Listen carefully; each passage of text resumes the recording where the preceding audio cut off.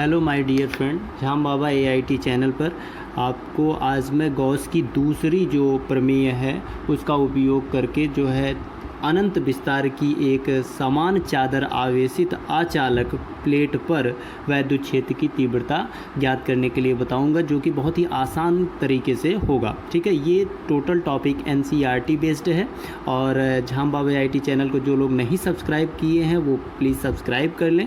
और अगर कोई भी प्रॉब्लम होती है तो ये कॉन्टेक्ट नंबर है, इस पर आप कॉन्टेक्ट कर सकते हैं और उस चीज़ के बारे में डिटेल में पूछ सकते हैं। ठीक है, ज़्यादा से ज़्यादा लाइक भी कर दें। तो आइए नए टॉपिक को देखते हैं। टॉपिक है आज का गॉस प्रमेय की सहायता से अनंत विस्तार की एक समान धन आवेशित अचालक चादर के निकट बिंदु पर वैद्युत क्षेत्र की तीव्रता। ठीक है, ये है जैसा कि इसमें चादर की बात की गई है और वो कैसा है, एक समान रूप से आवेशित है। तो एक समान रूप से अगर आवेशित है, मैं मान लेता हूँ प्लस चार्ज है प्लस Q, तो ये एक समान रूप से इस पर इस तरीके से वितरित होगा। ठीक है ना, इस तरीके से समान रूप से वितरित होगा। तो गॉस प्रमेय की सहायता से अर्थात गॉसियन पृष्ठ की हमें कल्पना करनी होगी। तो यहाँ पर एक सिलेंड्रिकल गॉसियन पृष्ठ हमने खींच रखा है और जिसका जो एरिया है वो है कैपिटल A, और इस एरिया पर दो साइड अलग अलग P' और P बिंदु पर यहाँ पर हमें फ्लक्स देखने को मिलेगा। ऐसा क्यों इस डायरेक्शन में देखने को बोथ साइड मिलेगा? क्योंकि यहाँ पर ध्यान देंगे कि वैद्युत क्षेत्र की जो तीव्रता, इसके पहले की वीडियो जो लोग नहीं देखे हो जाके देख लेंगे, वहाँ वैद्युत क्षेत्र की तीव्रता की डायरेक्शन किस साइड होती है, क्यों होती है, सारा डिटेल में बताया गया है। ठीक है, तो यहाँ पर प्लस चार्ज है तो बाहर की तरफ E की डायरेक्शन होगी और ये इधर हो गया।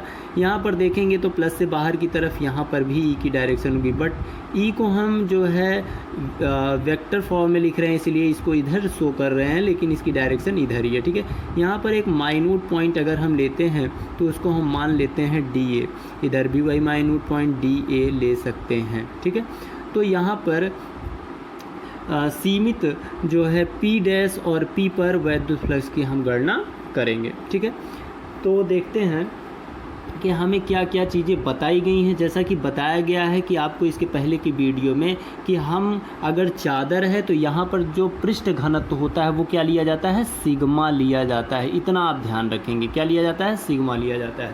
तो थोड़ा सा आगे से देख लेते हैं इसको कि माना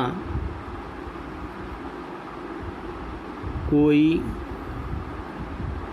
प्लस Q आवेश किसी पृष्ठ के क्षेत्रफल A पर समान रूप से वितरित है, समान रूप से वितरित हो तो पृष्ठ पर आवेश घनत्व, पृष्ठ का आवेश घनत्व या पृष्ठ पर आवेश घनत्व जो होगा वो क्या लिया जाता है, सिग्मा से डिनोट किया जाता है। ऐसा इसके पहले के वीडियो में मैंने बताया है। आप लोग अगर नहीं देखे हैं तो उसको जाकर पहले इसका जो पहले का वीडियो है उसको आप देख लेंगे, तो उसमें सारी डिटेलिंग में पृष्ठ घनत्व, आयतन घनत्व और रेखीय घनत्व के बारे में बताया गया है। ठीक है, तो यहाँ पर सिग्मा इज इक्वल टू क्या हो जाएगा, एकांक क्षेत्रफल में उपस्थित जो चार्ज होता है उसे ही हम कहते हैं पृष्ठ आवेश घनत्व कहते हैं, जिसे डिनोट किया जाता है सिग्मा से। तो सिग्मा इज इक्वल टू क्या हो जाएगा, Q/A हो जाएगा, जिसे हम इक्वेशन फर्स्ट मान लेते हैं। ठीक है, यहाँ से देखिए डिफिनीशन एक बार फिर से बता देता हूँ कि एकांक क्षेत्रफल में, ये क्षेत्रफल एरिया क्या ले लिया जाए, 1 ले लिया जाए, तो 1 कर देंगे तो एकांक क्षेत्रफल में उपस्थित आवेश की मात्रा ही क्या कहलाती है, पृष्ठ आवेश घनत्व कहलाती है। ठीक है, इस तरीके से ये आपका इक्वेशन फर्स्ट हो जाएगा। अब यहाँ पर आगे देख लेते हैं कि अतः अचालक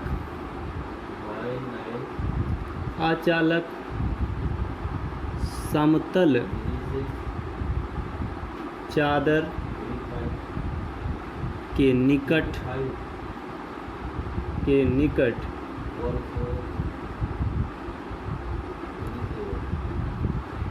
चादर से आर दूरी पर एक बिंदु P के सममित बिंदु P डैश, बिंदु क्या है? P डैश है। तो P डैश है जो कि उसी की सेम डायरेक्शन साइड में है, इसलिए यहाँ पर क्या हो जाएगा आपका कि जो गॉसियन पृष्ठ है उसके कारण प्रत्येक सिरे का क्षेत्रफल कितना है? A है। प्रत्येक सिरे का क्षेत्रफल A है, तो प्रत्येक सिरे का क्षेत्रफल A है, तो क्या हो जाएगा? वैद्युत क्षेत्र E गॉसियन बेलन के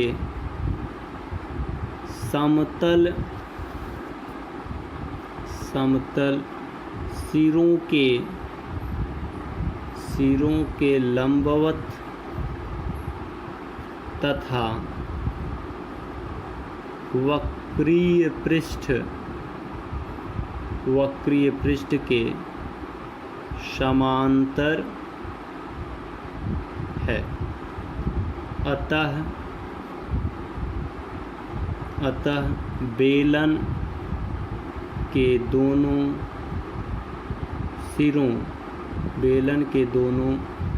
सिरों से होकर जाने वाला वैद्युत फ्लक्स। अब ध्यान देंगे, वैद्युत फ्लक्स होता क्या है? वैद्युत फ्लक्स होता है फाई ई होता है, वैद्युत प्लस फाई होता है। अब यहाँ पर देखिए दो बातें कही गई हैं, वैद्युत क्षेत्र ई और गॉसियन बेलन के समतल सिरों के लंबवत, एक लंबवत कह दिया और दूसरा क्या कह दिया है? वक्रीय पृष्ठ के समांतर, एक समांतर कह दिया। देखिए जहाँ लंबवत की बात बनेगी वहाँ पर फ्लक्स क्या हो जाएगा? जीरो हो जाएगा। जीरो क्यों होगा इसको भी इसके पहले की वीडियो में मैंने बताया है, वहाँ से आप जान सकते हैं। यहाँ भी मैं बता दे रहा हूँ कि लंबवत होने पर कास थीटा में 0 अंश बन जाएगा, जिसके कारण यहाँ पर जो फाई ई का मान है वो शून्य आ जाएगा, अर्थात इसको निरस्त कर देंगे। समांतर की कंडीशन में अगर लेते हैं 0 अंश की कंडीशन में, तो कास थीटा 0 में 1 वैल्यू बनती है, इसलिए यहाँ पर जो है बेलन के जो है समांतर सिरों पर कितना मिलेगा? वैद्युत फ्लक्स आपका हो जाएगा phi E is equal to integral of A vector E into D A, ठीक है ना। और प्लस क्योंकि इस साइड भी आपका जो है वैद्युत फ्लक्स यहाँ पर उत्पन्न हो रहा है, यहाँ भी उत्पन्न हो रहा है, इसलिए और same to same as same condition में अप्लाई हो रहा है, इसलिए यहाँ पर इसका भी एरिया ए ही है, इसलिए integral of A vector E into vector D, ये आपका बच जाएगा कंडीशन, ठीक है ना। तो यहाँ से आपका phi E is equal to निकल कर आ जाएगा, क्या आ जाएगा आपका? ध्यान दीजिए, यहाँ एरिया जो ए है डी ए है, इसको भी डिटेल में इसके पहले के वीडियो में बताया हूँ। तो यहाँ पर इंटीग्रल फॉर्म ये बन जाएगा ई ए, पूरे का हल होके मान बनेगा ई ए और प्लस ये भी ई ए हो जाएगा, वैद्युत क्षेत्र और एरिया, ठीक है। तो यहाँ से phi E is equal to overall आपका बन जाएगा 2EA, ठीक है ना, ये आपका बन गया। इसको हम लोग मान लेते हैं इक्वेशन 2, ठीक है। अब यहाँ पर गॉस थ्योरम अप्लाई कर देते हैं, क्या लगा देते हैं? गॉस प्रमेय के अनुसार। अब देखिए गॉस प्रमेय के अनुसार क्या कंडीशन होती है? Phi E is equal to हम लोग जानते हैं कि Q अपान एप्सिलॉन 0 होता है, ये गॉस का नियम है। तो यहाँ से जो गॉस का नियम है और इसके पहले हम लोगों ने इक्वेशन 1 पढ़ रखा है, तो यहाँ लिख सकते हैं समीकरण 1 से यहाँ पर चेंज कर सकते हैं, Q is equal to sigma A रख सकते हैं कि नहीं रख सकते हैं? आराम से रख सकते हैं। देखिए यहाँ पर आपको बताया गया है, एक सेकंड, ये आपका देखिए इस तरीके से यहाँ बताया गया है। यहाँ पर sigma is equal to Q upon A बताया गया है, तो यहाँ से क्यू अगर यही रहने देंगे तो सिग्मा और इसका मल्टीप्लाई करेंगे तो ये आपका बन जाएगा Q is equal to sigma A, ठीक है ना। कहाँ से? ये definition of density charge, surface density charge के कारण, ठीक है ना। तो यहाँ से ये आपका जो वैल्यू आ गया फाई इज इक्वल टू, यहाँ से ये हो जाएगा phi E is equal to sigma A upon epsilon 0। इसको मान लेते हैं इक्वेशन थर्ड। देखिए यहाँ अब पुनः क्या कर देते हैं, पुनः इक्वेशन किससे, इक्वेशन सेकंड एंड इक्वेशन आपका है थर्ड, ठीक है। इक्वेशन दूसरा और तीसरा इक्वेशन ले लेते हैं। तो देखिए यहाँ पे क्या हो जाएगा, दूसरे तीसरे phi is equal to 2EA है, phi is equal to sigma A upon epsilon 0 है। तो यहाँ से अगर ये दोनों LHS RHS के अकॉर्डिंग बराबर होगा तो यहाँ से हो जाएगा आपका 2EA इज इक्वल टू क्या हो जाएगा, सिग्मा ए अपान एप्सिलॉन 0 हो जाएगा, ठीक है ना। तो समझ में आ रहा है। अब देखिए अगर ये इतना हो जाए, हमें निकालना क्या है, हमें मान निकालना है E का। तो यहाँ से A से A कैंसिल हो जाएगा, A से A कैंसिल हो गया तो यहाँ बचा क्या, E is equal to sigma upon 2 epsilon 0।